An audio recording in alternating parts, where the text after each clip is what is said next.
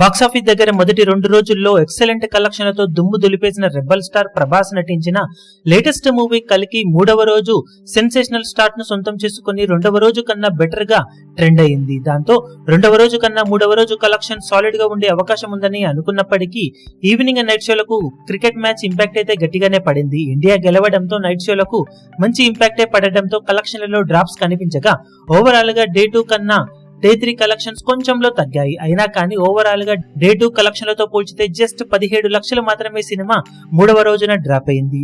2వ రోజున తెలుగు రాష్ట్రాల్లో 20 కోట్ల దాకా షేర్ అందుకుంటే 3వ రోజుకు వచ్చేసరికి సినిమా 20 కోట్లకు పైగా షేర్ కన్ఫర్మ్ అనుకున్నప్పటికీ మొత్తం మీద 19.83 కోట్ల రేంజ్ లో షేర్ అందుకుంది. 5.75 కోట్ల రేంజ్ లో గ్రాస్ ను సాధించగా అందులో నైజాంలోనే సగం పైగా కలెక్షన్స్ రావడం విశేషం.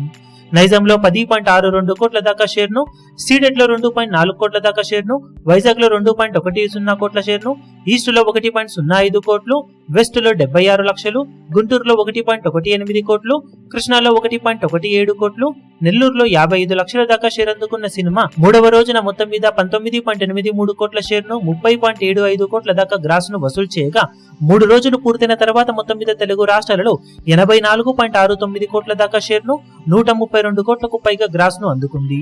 తెలుగు రాష్ట్రాలలో సినిమా వాల్యూ బిజినెస్ 168 కోట్ల దాకా ఉండగా బ్రేక్ ఈవెన్ కోసం 170 కోట్ల దాకా కలెక్షన్లను సాధించాల్సి ఉంటుంది. కాగా 3 రోజుల్లో సాధించిన కలెక్షన్స్ కాకుండా ఇంకా బ్రేక్ ఈవెన్ కోసం 85.31 కోట్ల రేంజ్ లో షేర్ ను సినిమా సాధించాల్సిన అవసరం ఉంది.